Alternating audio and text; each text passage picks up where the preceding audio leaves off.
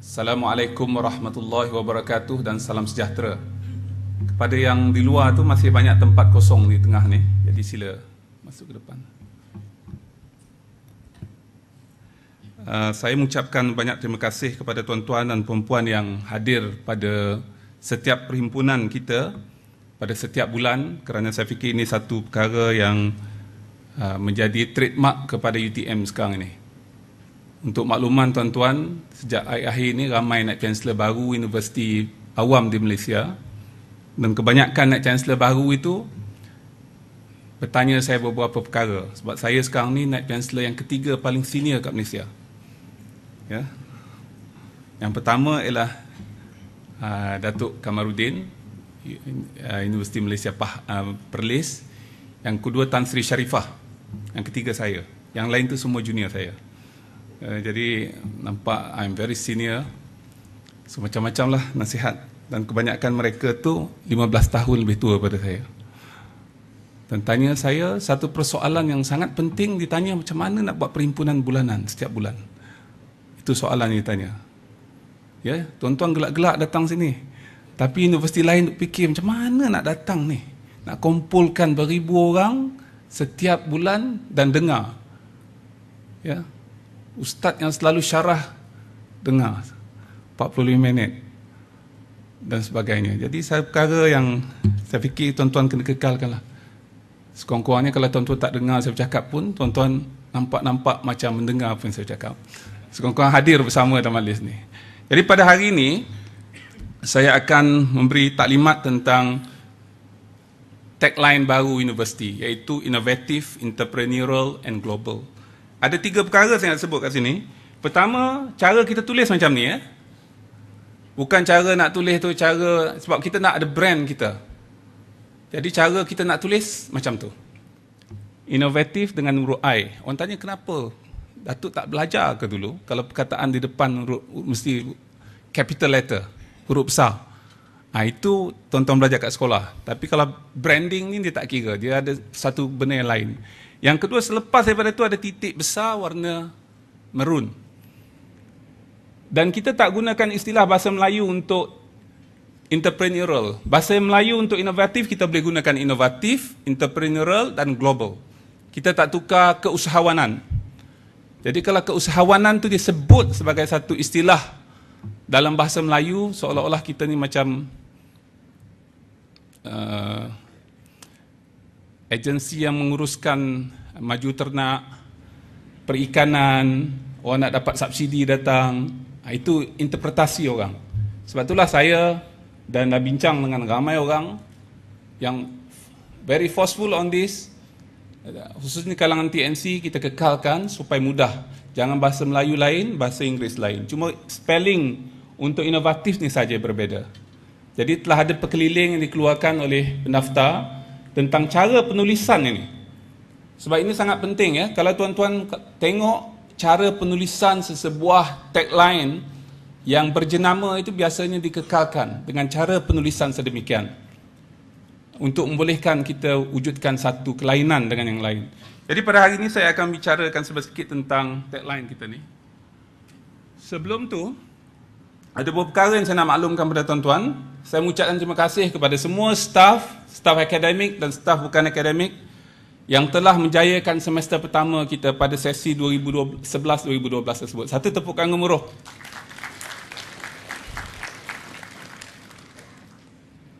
Kenapa saya suruh tuan-tuan tepuk tangan? Sebab ini sangat besar. Katalah kita tak boleh keluarkan keputusan peperiksaan pada 2011-2012, bermakna kita tak boleh mulakan semester baru. Ya, Senat tak boleh bersidang untuk membuat keputusan baru siapa yang boleh melanjutkan pengajian mereka pada sesi kedua ataupun semester kedua. So this is big. Dan ada universiti yang gagal untuk memberi keputusan kepada mahasiswa pada masa yang ditetapkan. Ya. Dan kita alhamdulillah sepanjang saya menjadi Naib Chancellor tak pernah kita batalkan keputusan. 2 minggu lepas kita come out dengan keputusan yang baru disebabkan oleh kesilapan dalam pemarkahan. Adakah berlaku? TNC ada? Tak pernah kan? Tak pernah berlaku. Kalau ada satu dua mata pelajaran yang mungkin tersilap kira dan seumpamanya, kita baiki. Tetapi ada universiti menghadapi masalah ini. Sebab itulah saya bagi pihak pengurusan universiti mengucapkan terima kasih kepada semua yang tahu tugas masing-masing, yang on time in terms of delivery. Sama ada keputusan peperiksaan, cara kita mengolah semuanya, bagi grade yang sesuai dan kemudian kita putuskan di peringkat Senat. Senat akan bermesyuarat pada hari Rabu nanti untuk membolehkan semua keputusan itu diluluskan. Untuk makluman tuan-tuan, Senat bukan nak kira markah berapa dan seumpamanya. Kita hanya bentang dan kita luluskan. Yang buat kerja itu tuan-tuan lah. Daripada orang yang pencen macam Ustaz Selamat, sampailah orang yang baru masuk kerja. Ya, semua buat kerja tu. Jadi saya ucap terima kasih kepada semua. Yang kedua, semua orang tahu kita telah menjadi universiti yang berotonomi dan kita telah menjadi universiti yang pertama diumumkan. Yang berhormat Menteri Pengajian Tinggi, ada banyak majlis bersama dengan universiti lain, Universiti Malaya, Universiti Kebangsaan, Universiti Sains. Tetapi pada sesi universiti bersama dengan UTM sahaja yang diumumkan. Ya. Mesti ada sebabnya. Kenapa beliau telah mengumumkan di luar daripada jangkaan kita? Kita tahu 5 universiti akan dapat, tetapi kenapa sesi bersama dengan UTM sahaja beliau umumkan? Jadi ini satu expectation, satu keyakinan tinggi kepada UTM, dan saya harap tuan-tuan dapat bersama-sama menjayakan aspirasi kita untuk menjadi universiti yang berotonomi. Ya, untuk berotonomi tersebut kita memerlukan inovatif, entrepreneurial and global. Ini sangat penting. Kalau tidak, kita akan menghadapi masalah untuk menjayakan hasrat kita. Kita juga telah mengumumkan dalam satu iklan dalam media, saya tak tahu bila tarikhnya Profesor Tajuddin. Tarikh kita umumkan ni bila? Dah umumkan? Pada akhir Januari yang lalu, iaitu UTM Endowment Scholarship untuk 2012-2013. Kita akan memberi 150 beasiswa endowment ini kepada mahasiswa baru. Dan ini, kalau tuan-tuan biasa mengikuti Facebook saya, hampir 2-3 hari sekali student akan bertanya bagaimana nak dapat endowment ini dan seumpamanya daripada pelbagai kalangan. Dan ini satu perkara yang sangat besar yang menarik pelajar-pelajar, calon-calon mahasiswa UTM untuk datang ke UTM. Dan saya ada banyak maklumat tentang endowment ini. Saya baru balik daripada Harvard University. Harvard memberikan 60% mahasiswa undergraduate-nya beasiswa. Full scholarship. 60%. Ya. Anak orang yang terlalu kaya saja yang tak boleh dapat beasiswa. Yang lain semua dapat beasiswa. Jadi secara tak langsung universiti yang ternama dapat melonjakkan lagi pencapaian mereka dengan adanya bantuan beasiswa kepada mahasiswa mereka. Beasiswa. Jadi inilah harapan kita. Kita hanya bukan bagi saja tuan-tuan, tetapi cuba dapatkan endowment ini. Bagaimana kita nak meningkatkan endowment kita? Sasaran kita pada tahun ini adalah 50 juta. Pada tahun lepas kita dapat 31 juta. Macam mana dapat tu, tuan-tuan jangan tanya saya lah. Maknanya kita dapat that number. So this year our target is 50 million. I hope you can help me to generate this income. Ya, jadi banyak orang datang UTM sekarang ni bertanya bagaimana mereka boleh memberi sumbangan. Dan saya harap kita akan sama-sama mengambil bahagian untuk tujuan tersebut. Ada satu perkara besar yang akan berlaku di UTM, iaitu kita akan memulakan kerjasama dengan Institut Jantung Negara. Sekumpulan penyelidik akan memulakan kerjasama ini dan banyak perkara yang akan kita buat bersama dengan IJN. Kenapa IJN? Kerana IJN adalah sebuah pusat perubatan yang bagi saya paling unggul di Malaysia. Kebanyakan pakar-pakar dalam bidang jantung yang hebat semuanya berada di UKM, walaupun di IJN, walaupun dari segi pendapatan mereka taklah sebanyak doktor-doktor yang berkhidmat, pakar-pakar yang berkhidmat di luar. Ya, sebab mereka ini committed, mereka ini nak membuat sesuatu yang besar kepada negara, mereka berada di IJN. Biasanya doktor pakarnya boleh dapat pendapatan antara 100 ke 200 ribu sebulan.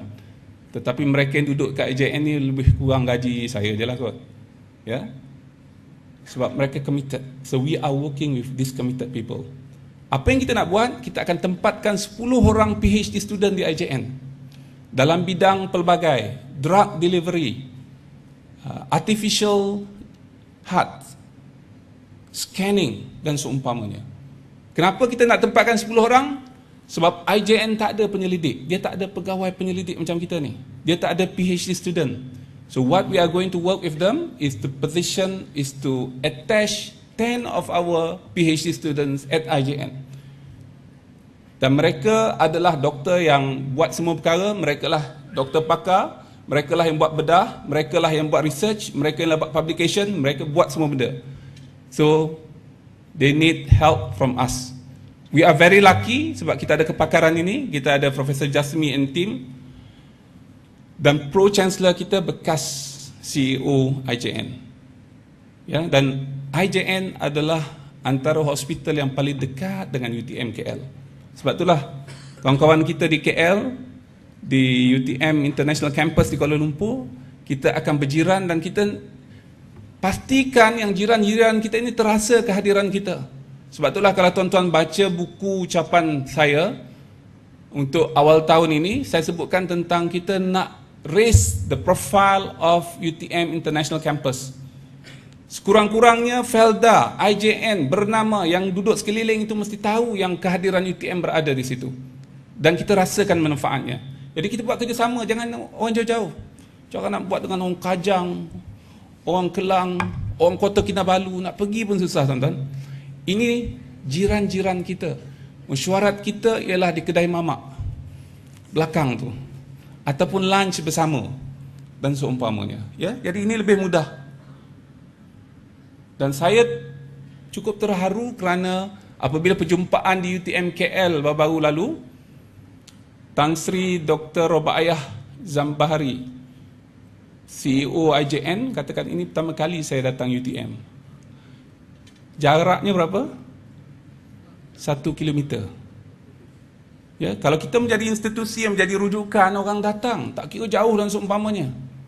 Termasuklah orang yang ada kepentingan dan tak ada kepentingan dengan kita. Saya juga telah memberikan satu taklimat penting kepada management team disebabkan hari tersebut ramai orang bercuti, jadi saya harap pihak HR Human Capital Development Encik Dahri boleh buat sekali lagi kepada yang tak hadir. Briefing ni sangat penting. Buku ini juga adalah menjadi buku yang saya rujuk dalam ucapan tahunan saya. Jadi saya nak tuan-tuan faham. Ditulis oleh Clay Christensen daripada Harvard Business School dan saya sempat berjumpa dengan beliau minggu lalu. Webometric Dr. Nur Azman baru masuk. Kita telah mendapat tempat kedua. Satu tepukan gemuruh kepada UTM. Di belakang UPM. Walaupun pada asalnya laporan awal apalah sini. Ada spider kat bawah ni. Laporan awal menunjukkan kita tempat ketiga disebabkan silapan dari segi pengiraan kita dapat tempat kedua. Jatuh satu tangga daripada tempat pertama sebelumnya. Jadi saya harap kita dapat membuat sesuatu supaya kekal tempat pertama, tempat kedua, tempat pertama, tempat kedua. Daripada 65 buah universiti di Malaysia. Itu satu-satunya petunjuk tentang ranking yang dapat diikuti dari masa ke semasa. Dan kedudukan kita